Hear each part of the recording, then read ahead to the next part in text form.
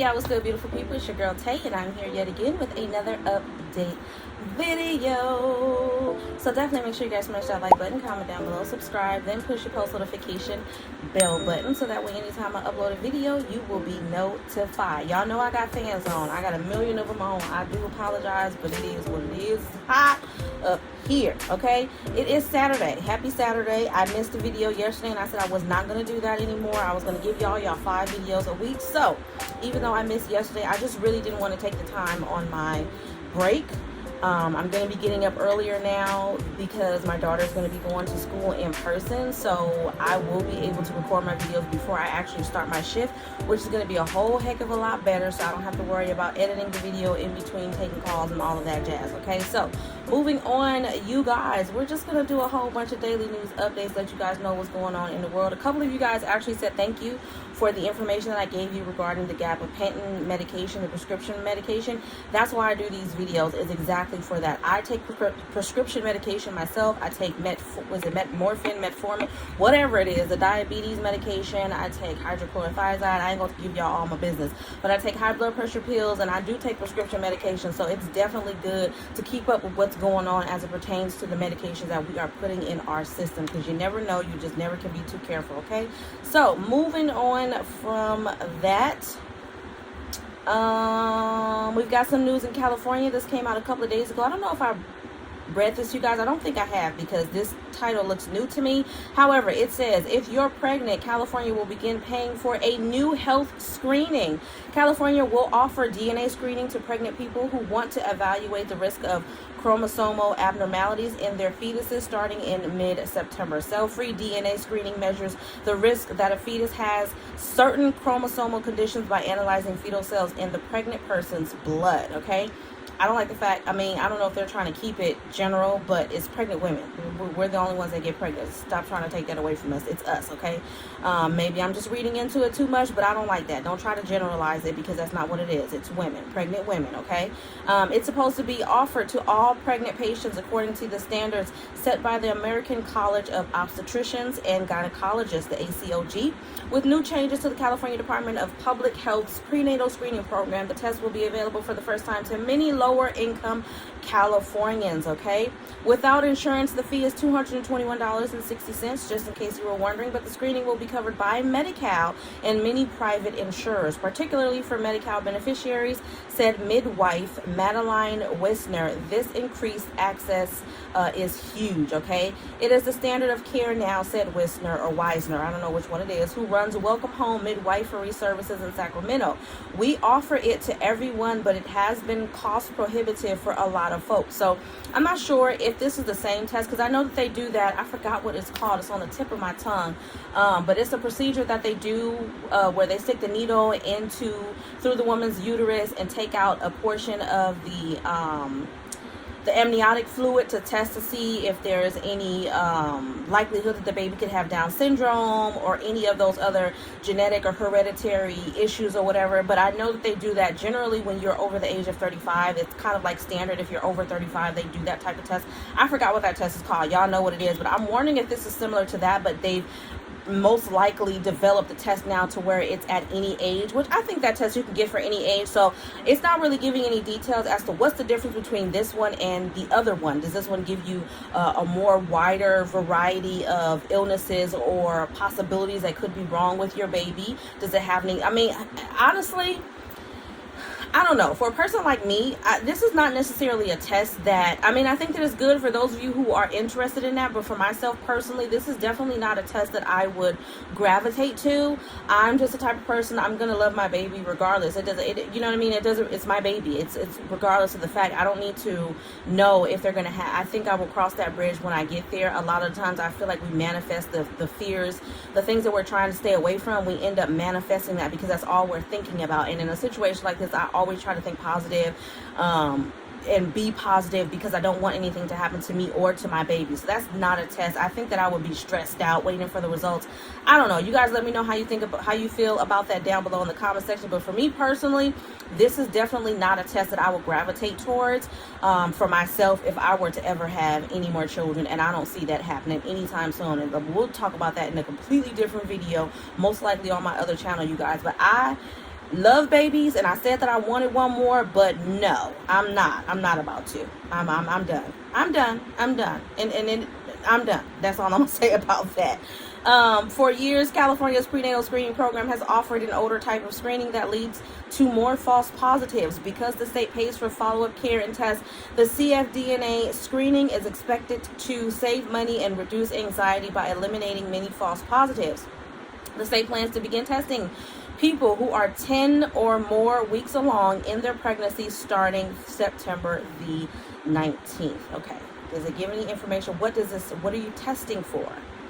ACOG calls the cfDNA screening the most sensitive and specific screening test for common fetal conditions in which an extra chromosome is present or a full chromosome is missing. There are 46 chromosomes in a typical human cell, so if you have 47 or if you have 44, they're going to be testing for that. How that affects the person, I don't know, but that's what they're going to be testing for, okay? The test uses fetal DNA present in the parent's bloodstream. A follow-up testing can confirm a diagnosis, although the cfDNA can expose heightened risk for a range of chromosomal issues. California's screening program will identify risk only for trisomy, trisomy, 21, more commonly called Down syndrome, and so they're going to test for trisomy 21, 18, and 13. 21 is more so for Down syndrome. 18 and 13 are more so for miscarriage. So if you test positive, I guess, for those particular chromosomal defects or whatever, it's more than likely that you're going to miscarry this baby. Again, why would you? Some part of me is like, I would want to know, and then another part of me is like, I don't want to know. I think that it's more beneficial to know whether or not the pregnancy is viable, more so than it is to find out if there's anything wrong with your baby. I think that personally, a woman should enjoy her pregnancy, should take that time to really bond what's going on with her body and her baby while her baby is in utero. Because again, I feel like getting that information ahead of time, for some people, not everybody can get that information and be like, you know what, still my baby, I'm gonna love it regardless. But then there are other people who I feel like turn off their maternal instincts when they're carrying that child. They don't want to have nothing to do with it. They want to either voluntarily terminate the pregnancy if they can, or they're looking for adoption options. And I just don't agree with that. I mean, again, y'all let me know how you feel about that. I do think that it is necessary, or it is a good idea to know if the pregnancy is viable, if you're going to be able to carry the pregnancy to full term. Now, whether this is going to tell you that, or whether it's going to tell you that it's a possibility that you may have a miscarriage, I don't know. But either way it go, if there is a way for them to say, hey, this pregnancy is viable, it's good, then I think that that's more important than trying to figure out if there's something wrong with your baby. I don't know. I think that there are some things that when it's serious, when it's severe, you'll know about it. Because I know there's plenty of situations that come up in the news. People have heard about them where like the baby have organs that are born outside of their bodies. And they see all of that when they're doing the ultrasound. So I just don't think that it's necessary for all of this extra nonsense. And then what are the risks that are involved in this? Are the risks lower or than any other test, or are the risks significantly high? Like, do you risk affecting the pregnancy by getting this test? Are you testing blood? Are you like, what are the details? They're not really giving a whole lot of that, but I just wanted to let you guys know about that. Nonetheless, Social Security recipients are set to receive, wait. I think I read this one to you guys already regarding Social Security. Let me just make sure, because I'm pretty sure I said, the extra $159 that you guys are supposedly going to be getting next year in 2023. Now, I also talked to you guys about California doing the free lunch and breakfast out here, and a couple of you guys said, I think one of you guys said in your state that they're already doing it. They have free and reduced price lunch in California, but if you don't qualify for either one of those, then you have to pay. So it's not free for everybody, and I think now they're going to make it free for everybody regardless of what your income is. So that does make a really big difference, just in case you guys were not understanding what I was saying. So if that is what you have in your state, kudos to you. Okay. Hold on. Let's see what Pelosi is talking about. Pelosi to urge House to pass Biden inflation reduction bill. Okay, this actually came out on the 9th. House Speaker Nancy Pelosi said on Tuesday she will ask members of the House of Representatives to pass without change a $430 billion climate and prescription drug bill, which I think actually has been approved already. It was approved by the U.S. Senate. about a week ago, calling it a historic piece of legislation, asked if she would ask lawmakers to pass the sweeping legislation as is, and she said yes. Our members are very pleased, Pelosi told NBC's Today Show. Quite a bit of what is in the bill is what we had worked on together, the House and the Senate, to do. The bill's provisions on prescription drug costs were historic, she said, and welcome its climate change initiative. The U.S. Senate on Sunday passed the $430 billion bill intended to fight climate change, lower drug prices, and raise some corporate taxes in a major victory for President Joe Biden that Democrats hope will aid their chances of keeping control of Congress in this year's election. So yeah, I think I actually went through this information with you guys, letting you guys know what was going on in the White House. Hold on, y'all. Hold on. Okay, I don't think I read this one to you guys, so let's talk about it. Is this out here? Senate Republicans block $35 cap on price of insulin from Democratic bill. Insulin. Everybody knows what insulin is. Whether you use it or not is a different story, but everybody knows what insulin is, okay? Republicans on Sunday, and this came out actually on August the 8th, so that would have been the 7th when this happened, okay? Senate Republicans on Sunday the 7th blocked a $35 monthly cap on the cost of insulin in the private market from being included in Democrats' economic tax and spending package, voting down an amendment to the measure during a marathon session leading up to what Democrats hope will be final passage of the bill. The Senate on Saturday night began consideration of more than 30 amendments to the Inflation Reduction Act. Democrats' $700 billion legislation that aims to combat climate change, raise taxes on large corporations, and address rising health care costs. Hold on, y'all. Hold on, I don't know what happened. Let me refresh, but the article somehow has dispersed. Let's see if I can get it back. But when you think about it, why would you not want there to be a cap on medication? See, stuff like that make me think about the people that we are putting in these seats, the people that we are voting for. Democrats are saying, okay, let's not make it more than $35 a month. Now, $35 a month to me is expensive for medication. Now, I know that there's medication out there that's more than that. I know that whatever type of insurance that you have that will allow you to get that medication for free. And let me just say this. Just because insurance is free don't mean it's great. And I'm saying that out of experience, okay? I, as of lately, have been working and dealing with insurance kind of sort of in my current job. And what I am seeing in a lot of situations when I'm communicating with agents is that there are a lot of consumers that even if they are eligible for Medi-Cal, they don't want it.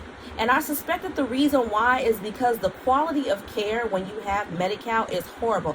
I can attest to this myself. I remember when I was pregnant with my first daughter, I was restaurant manager and I had pretty good insurance. Okay, so I went and gave birth to her at Santa Monica. I always laugh about it. I think that's why she's bougie. But anyways, I gave birth to her at a hospital in Santa Monica. It was very beautiful. It was very luxurious. There was a flat screen TV in there. It was me by myself. The same room that I gave birth to her in was a room that I recovered in. It was basically a suite. It was a birthing suite. It was nice. It was beautiful. When I tell you guys it was like a hotel room, that's literally what it looked like, but it was in a hospital. That is what I'm used to. That was the first and last time that happened to me. Ever since then, it has been at these county hospitals, and it has been horrible. I mean, the nursing staff is rude. The quality of care, like I said, is horrible. So getting back to my point of this article, we have one side that is saying we want there to be a cap. And realistically, I think because a lot of people, especially our seasoned seniors, have these plans that don't always cover the full cost of their medication. Sometimes it does, sometimes it doesn't. Okay, depending on what your individual circumstance is. But even when you're on a fixed budget, and even if you have a small copay or out-of-pocket cost for your prescription medication, it can be stressful and it can force you to make decisions. Should I get my medication? Should I buy a gallon of milk? Do you get what I'm trying to say? I don't understand why they wouldn't want to cap the cost of a medication. And I feel like the reason why they wouldn't is because this is a well-known medication that a lot of people need.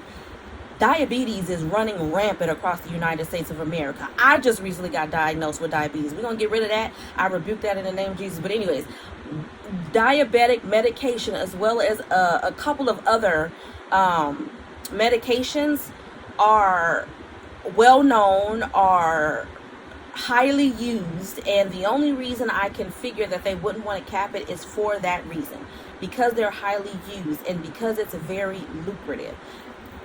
Just food for thought, you guys. Think about that again. I'm not asking you guys to identify with one side or the other. I am asking you to vote for people who are in alignment with what you believe is the best for the American people. Okay, with that being said, I know it's a bunch of cuckoo birds that think just like these people who are in office. So it is what it is. But we are going to end off on that, you guys. I think I have spoken a lot to you guys today. I just wanted to chime in, give you guys a little bit of news, let you guys see me in all of my glory today. No, I'm just playing, you guys. I'm just boasting myself. I feel really, really good today. I got up. I haven't worn makeup in maybe about 2 months. I have purchased so much makeup, but I haven't been able to do anything, and today I got up and I just decided to do this for myself, and I wanted to come on here and share that with you guys and give you guys a little bit of my energy and my light and my positivity. Hopefully I can hold on to it for the rest of the day, because I can see people are already trying to test my patience. But anyways,